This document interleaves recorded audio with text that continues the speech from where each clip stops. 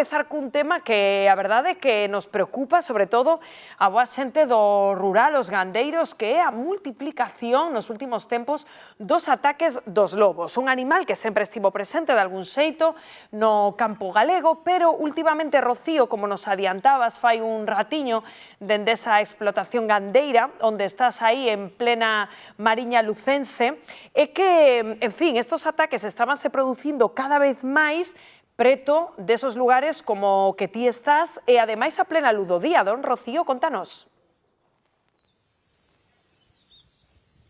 Desde logo que sí, estamos aquí tomando a temperatura no Vicedo porque esos ataques do lobo sempre estiveron presentes e temos eses mecanismos de defensa que eran os mastíns que defendían as explotacións agrarias, pero que estamos nunha situación na que o lobo xa lle perdeu o medo aos mastíns, xa lle perdeu o medo aos humanos. Estamos aquí con Carmen, que por desgraza, moi bo día, Carmen. Bo día, bo día. Presenciaches un ataque Ás 3 da mañá. Ás 3 da mañá levaron unha filla desta. un mastín que estaba a defender a túa explotación gandeira. Sí, ali arriba, sí. Ao pé da casa, eu abrín a ventana e xa vin todo como fora. Os ruídos todos, hasta que matou. Hasta que a mataron, non sei cantos, foron varios. Viña unha manada de lobos, Sí, non? foron varios. E mentres o gando, contábasme, non, que as vacas intentaban un pouco cuidar dos becerros e os mastíns defendelos. Claro que sí, pero veñen, se fora un non pasaba, pero veñen varios e levan os canciños. Estamos desprotegidos totalmente. Desprotegidos, porque que antes atacaban aos becerros, atacaban aos ponis, atacaban ás ovellas, aos cabritos. Cada vez peor. Porque que agora xa aos mastíns directamente. Directamente aos mastíns se deixa ver a xente. O que falta é que veñan por nosotros tamén. Temos aquí con Néstor, que Néstor veu como o lobo se paseaba tranquilamente ao lado dos humanos. Sí, ás 3 da tarde, estábamos así, ensilando ali nun campo, e pasou, pero, non sei, a 20 metros de nosotros, pero tranquilamente por diante de nosotros. A plena luz do día. A plena luz do día. Habería 6 meses, outra vez ali noutro monte, veixo ali, pensei que era un can, e vou hasta ali, o lobo baixome do coche, ao lado do coche, pegado a min. Na súa explotación gandeira tamén fixo outros estragos, non? Sí, a min xa me matou tres cas, outro quedou ferido, tuve que curalo como puiden, unha poni, roerna por diante e por atrás, non sei onde vai o bienestar animal, dos animales, porque nosotros, claro, temos que telos ben cuidadiños, temos que telos que non lles podemos facer nada, e sin cambio o lobo pode estragalos. Estamos a falar de unha, vámonos con David, estamos a falar de unha especie protexida, o lobo, ao que, David, que solución lle podemos poñer para, por fin, a estos estragos e estos destrozos que están a facer nas nosas explotacións gandeiras? A ver, a solución, non sei, pero polo menos baixar as manadas.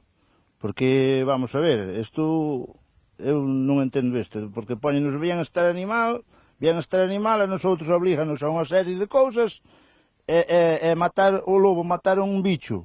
Se o mata, ainda nada, matouno. Pero eu tuve dous que quedaron aí agonizando varias horas. E tuve que chamar o veterinario para sacrificalos. Porque é unha morte moi dolorosa que lle provoca, non? Vamos a ver, é que iso, eu non sei onde vamos dar. E eu teño explotación no Vicedo, pero vivo en Viveiro. E sei fijo que a 400 metros da playa hai unha manada de lobos. Estes lobos sempre estiveron aquí? Eu levo 53 anos aquí e eu nunca oín de que un lobo fixera un destrago, máis que hasta agora estes últimos anos.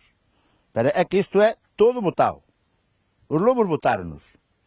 E os lobos que botan ainda tal, pero agora o problema é os que crían agora. Porque eses son máis salvajes. Os que botan ainda non son tan salvajes, pero os que crían agora xa salen salvajes e eses atacan ao que seña. 93 manadas de lobos que temos datadas que están estendidos polo 91% do territorio galego. Nos estamos aquí con gandeiros afectados que se atopan en unha situación realmente delicada. Unha situación delicada, grazas a Rocío, de seguido volvemos a esa explotación do Vicedo, e que nin os propios expertos, nin os propios gandeiros se poñen de acordo sobre como abordar. O obxectivo que agora mesmo eses ataques están aumentando e que a población de lobo en Galicia está aumentando. Fanse 3 anos dende que o lobo se incluíu como especie protexida e se prohibiu a súa caza a excepción de situacións moi específicas. Unha decisión que veu fundamentada para evitar a súa extinción. Matalo supón agora multas de ata 2 millóns de euros ou 2 anos de cárcere. Galicia ten a poboación mundial con maior densidade de lobos, cunha estimación de entre 600 e 800 exemplares que estarían repartidos por case todo o territorio galego. Sen embargo, o aumento das mandas e o control do lobo choca coa actividade gandeira.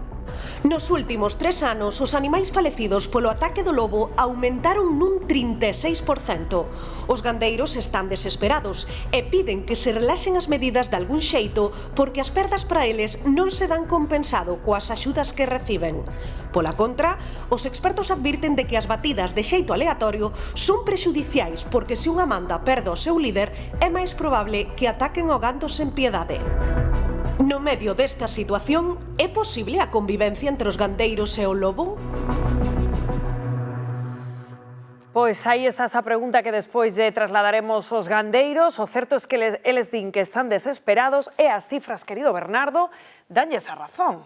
Estímase, Rocío, que en Europa hai 20.000 lobos, aquí en Galicia 800. Preguntaránse onde? Pois en prácticamente toda a comunidade. Se se fixan neste mapa, tan só se libran da súa presenza as grandes cidades e a comarca do Baixo Miño. Ocupan o 91% do territorio, uns 27.000 km², e están organizados en 93 mandas censadas. Cada manda con 9-10 exemplares aproximadamente. Para que se fagan unha idea, temos máis lobos que Francia e Portugal xuntos. E por provincias, onde se concentra esa maior cantidade de lobos, 26 mandas censadas na provincia de Lugo, 18 na da Coruña, 5 na de Pontevedra e 16 na de Ourense. O ano pasado, polo ataque do lobo, morreron unhas 2.800 reses. Por esta orde, as especies máis afectadas, ovellas, vacas, cabalos e cabras.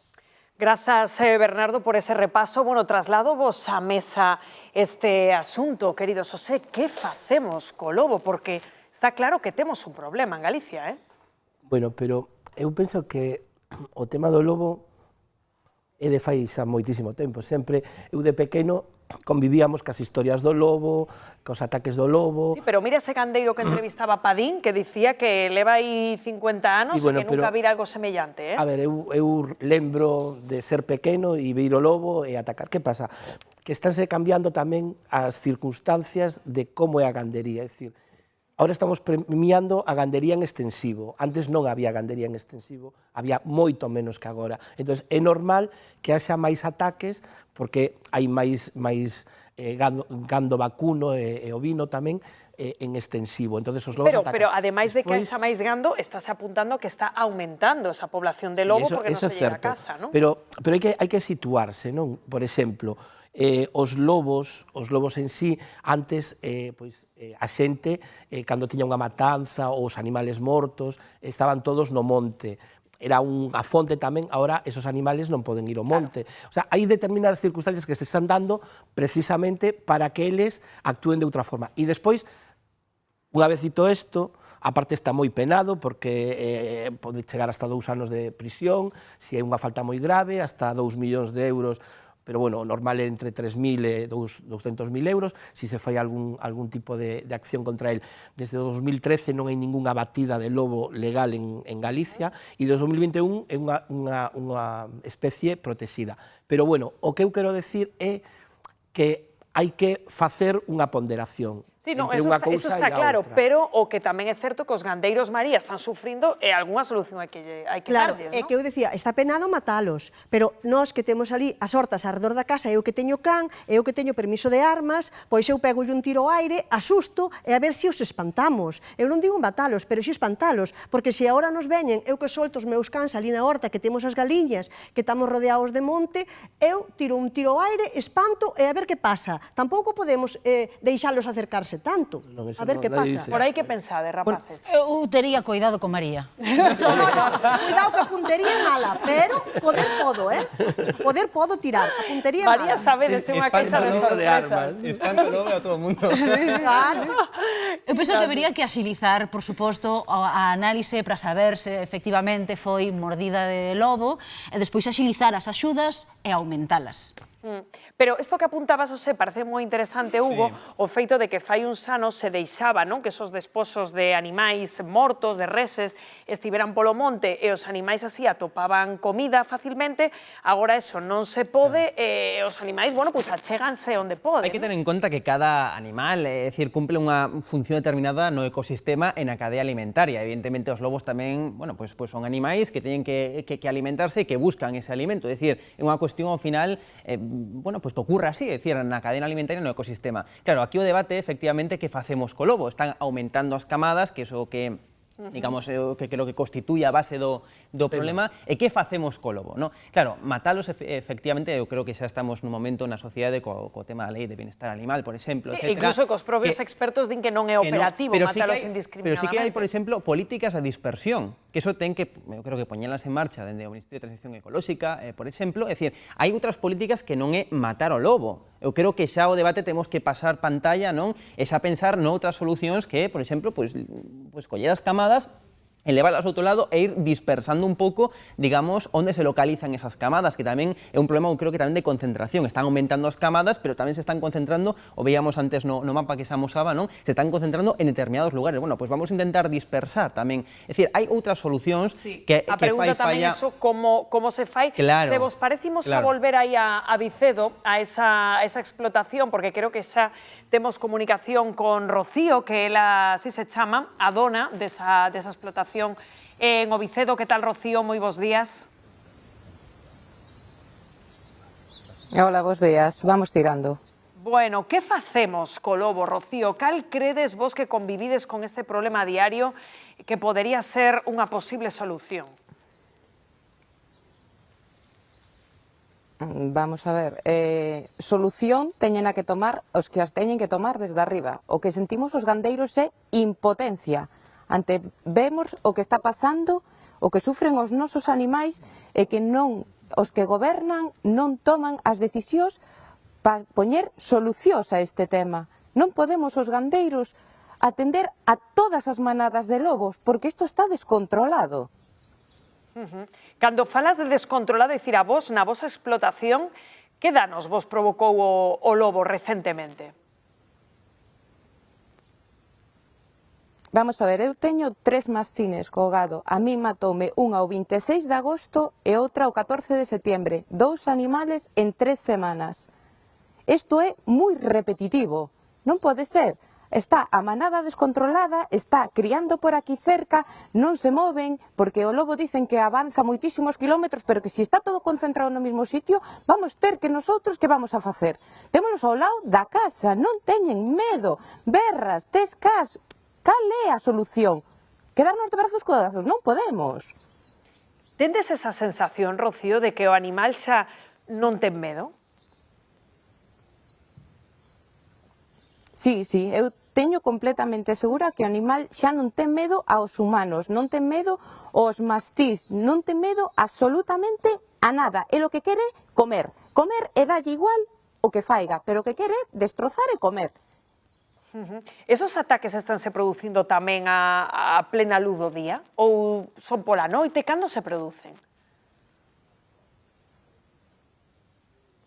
Un foi ao amencer e outro foi de noite, os meus, pero sei de casos de veciños aquí que tiñan ovellas ao lado da casa e matáronllas a pleno a luz do día. Rocío, estou aquí na mesa que antes estábamos falando aquí cos nosos colaboradores que nos acompañan, que algún coñece tamén de preto este problema. Non sei se lle queredes preguntar algo a Rocío, María. Sí, eu entendo perfectamente a desesperación de Rocío, porque unha cousa é que mentras as administracións resolven, eles que che tean matando os teus cans e as túas ovellas, e eu digo, por que veñen a comer tan cerca? Aínda se lle sigue tirando comida, aínda se lle sigue tirando os despojos dos animales, ou eso xa hai moito tempo, porque se enterra todo. Un animal cando morre leva o camión. Que está pasando? Por que se acercan tanto? Pola fame que ten que lle quitamos o seu medio de vida ou porque realmente eles saben que cerca da casa hai comida? Claro, é que é un descontrol. É un descontrol. Por que se acercan ás casas? É que eu penso que hasta que pase algo gordo, e vai pasar, porque tarde ou temprano vai pasar, con unha persona é que non van a actuar, e despois xa vai ser tarde, vámonos lamentar todos. É verdad. Pero é moi forte isto que di, Rocío, o sea, tes a sensación de que en algún momento poden traspasar esa barreira e atacar a un humano? Eu penso que sí.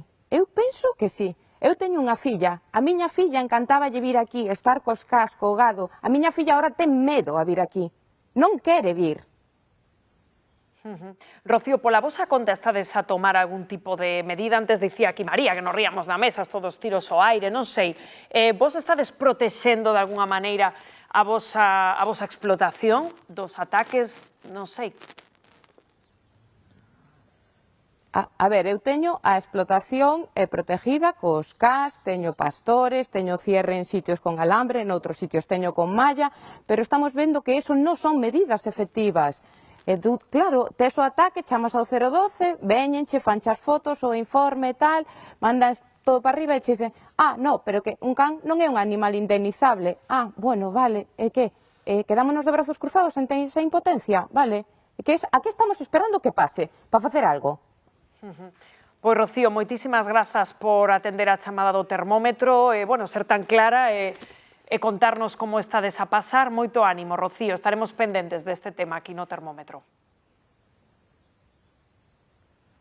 Gracias a vos por dar sensibilidad a un problema tan importante hoxe en día. Grazas, Rocío. Bueno, isto último, Xosé, pareceme moi interesante, claro, dos animais domésticos, é dicir, matanche un can e iso non... Eu volvo a repetir, é dicir, cando eu era pequeno, o lobo comeu algún can na miña aldea. É dicir, non é unha cousa de agora, de que o lobo comera cans, incluso, pois esos que somos da aldea, sabemos que nas matanzas, nas festas e todo eso, as historias eran de lobos, de que comera non sei quen, comera non sei canto. Eso existiu sempre. Que sucede? A miña opinión. Eu penso que na época na que estamos, que temos todo por GPS, todo monitorizado e todo eso, e sabemos que hai 92 manadas de lobos, sabemos que hai 800 lobos, sabemos cantos hai en Lugo, cantos hai en Ourense, cantos hai en Pontevedra, cantos hai na Coruña, pois o mellor, o que decía o compañeiro antes, da dispersión, o mellor, sí que se poden ter monitorizados a todas as manadas, saber onde están, como se desplazan e todo eso, e aí sí que se pode facer unha política de dispersión e unha política de alonxamento con outro tipo de medidas, porque ten que ser transversal. O que parece que hai un quórum é que a matanza indiscriminada non Eu creo que esa non é a solución. Claro, ademais, tampouco sei ata que punto vai a ser a solución definitiva, porque ao final o que estamos a falar é do aumento tamén das manadas, é dicir, do número de exemplares de lobos, non? Claro, aquí a cuestión tamén, se dicía unha palabra clave, destrozo, xa non somente matar, digamos, que o lobo, me refiro, que mate o ganado, que son a materia prima, é dicir, é o pan, digamos, dos gandeiros, non? Non somente iso, senón que tamén é o destrozo. Os zorros, os raposos tamén, o que fan cando chegan, digamos, un lugar con moitos animais é matar a todos. É dicir, fai un destrozo. Eu creo que esa é a palabra, non? Un destrozo. Entón, ante iso, efectivamente, eu creo que hai que pensar en políticas de dispersión e máis tamén en axudas, non? Decía outro dato clave, é que eu vou a reclamar ou vou a pedir unha axuda porque me mataron un animal doméstico, eso non está incluído. Claro, bueno, pues tamén tenemos que pensar en ir cambiando... E sobre todo tamén o medo, non? Claro. É dicir, poñemos barreiras na casa, temos uns cans, e todo isto parece que non é efectivo para que o lobo non apareza, non? Pero eu teño unha dúbida, e é que dicían que son animais domésticos, pero os animais de pastoreo son domésticos? A ver, o que din que non se hai? inclúen nas axudas, se, por exemplo, che matan unha vaca ou un terreiro, eso sí, a un can, o ataque do lobo a un can non é considerado un ataque indemnizable, efectivamente. Ese é o matiz. Pero o que che preguntaba era o tema do medo tamén, non? Que aínda que na literatura galega, sobre todo, teñamos moi integrado do lobo, home, pois non deixa de impor, non? Hombre, ver un lobo diante, cuidado, Cuidado. Cuidado, Mira, ver un lobo claro, diante. se Unha sufren cousa é un dos zorrillo, un ataques. raposo, e outra cousa é ver un lobo. Pois Ya eu- non corre, eu boto a correr. ata nos a Brava María Eu lle se impón levo a a escopeta, situación. a miña sarasqueta aínda, se non corro, María, vamos. Vamos. quen non veu un lobo na súa vida? Ai, Mira, eu levo Unha no aldea. meu apelido. Vukusic, Vuk significa lobo. Ah, sí, mira. qué bonito. Así que, claro, para min son seres especiais. Mira, Bueno, estaremos... ¿Qué decías, Hugo? no, que a mí me encantan os pastores alemáns, como, Sí. como que, vamos, que son moi parecidos. Son moi pero- parecidos. Pero ver un lobo é moitísimo, incluso ata máis grande que un pastor alemán, é dicir, No, que ten mete, que- mete medo, Estaremos pendentes deste tema aquí no termómetro, como os estamos tamén moi pendentes dese